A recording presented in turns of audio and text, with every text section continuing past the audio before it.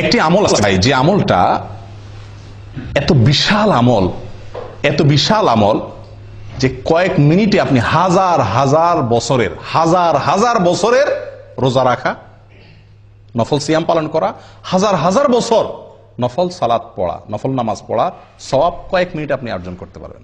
বলবো পদ্ধতিটা? সুবহানাল্লাহ। নবী সাল্লাল্লাহু আলাইহি ওয়াসাল্লাম বলেন, মান গাসসালা ইয়াউমাল জুমআতি ওয়াক্তাসাল ওয়া বাক্কারা ওয়াবতাকার ওয়া মাশা ওয়া লাম ইয়ারকাব ওয়া দানা মিনাল ইমামি ফাস্তামা ওয়া লাম ইয়ালগু। যে ব্যক্তি 5টা কাজ করবে জুমার দিনে, শুক্রবার দিনে যে ব্যক্তি কয়টা কাজ করবে? 5টা কাজ। আসলে কাজ একটা, 5টা শর্ত পূরণ করে একটি কাজ করবে, সে ব্যক্তির জন্য আল্লাহ সুবহানাহু ওয়া তাআলা কি রাখছেন বিনিময়? ফালাহু কান আলাহু আজ আমালু সানাতিন, তার জন্য 1 বছর আমল করার সওয়াব আল্লাহ তাআলা দিবেন। কান আলাহু বিকুল্লি খতওয়াতিন, প্রতি পদে প্রতি কদমে 1 বছরের আমলের সওয়াব। 1 বছরের কি আমলের সওয়াব সেটাও হাদিসে বলা হয়েছে, সিয়ামুহা ওয়া কিয়ামুহা ও কামা ক্বাল।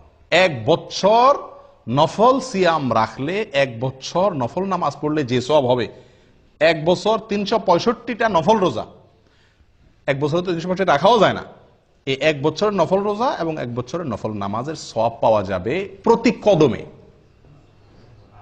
জুমার দিনে আপনার বাসা থেকে মসজিদে আসতে কত কদম দূরত্ব আছে সেটা আপনি যদি ধরেন 100 কদম দূরত্ব থাকে, এরকম তো আমাদের সবার এর বেশি থাকে, বরং 100 কদম দূরত্ব থাকে, আর 100 কদম হেঁটে আপনি মসজিদে আসছেন, 5 শর্ত পূরণ করে আপনি মসজিদে আসছেন 100 কদম পূরণ করে, তাহলে ওই জুমার দিনে ওই কয়েক মিনিট যে আপনি হেঁটে আসলেন, তার বিনিময়ে আপনি 100 কদমের বিনিময়ে কত বছরের নফল রোজা সওয়াব পাইলেন?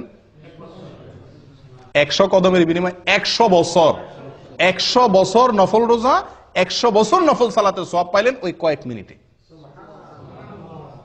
একটু চিন্তা করে দেখেন, 1 জুমা যদি এরকম হয়, 4 জুমা মাসে, 5 জুমা মাসে হয়, তাহলে আপনি 1000 বছরের আমলের সওয়াব তো শুধুমাত্র 1 মাসে আপনি কামাই করতে পারেন, এভাবে সারা জীবন। চিন্তা করে দেখেন কত বিপুল আমল করা সম্ভব এই একটি আমলের প্রতি লক্ষ্য করতে পারলে। আমলটা কি? জুমার দিনে গোসল করা সুন্দর করে, আগে মসজিদে আসা, আগে উঠা এবং মসজিদে আগে আসা। 3 নম্বর হলো পায়ে হেঁটে মসজিদে যাওয়া, গাড়িতে বা বাহনে না চড়া, একান্ত অসুবিধা না থাকলে পায়ে হেঁটে যাওয়া। 4 নম্বর হলো ইমামের কাছাকাছি চলে যাওয়া, দূরে না বসা, সামনাসামনি বসা, কাছাকাছি বসা। 5 নম্বর হলো মনোযোগ দিয়ে খুতবা শোনা, কোনো অনর্থক কথাবার্তা না বলা। কয়টা শর্ত? 5টা শর্ত।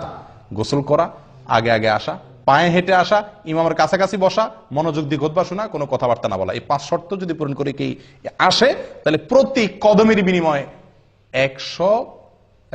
1 বছরের নফল সালাত, নফল সিয়ামের সওয়াব পাওয়া যাবে।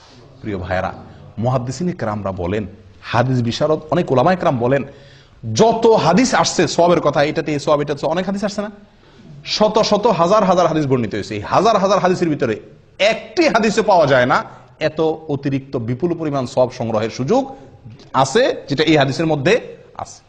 আমি কি বুঝাতে পারছি? কত বিশাল সুযোগ বলেন।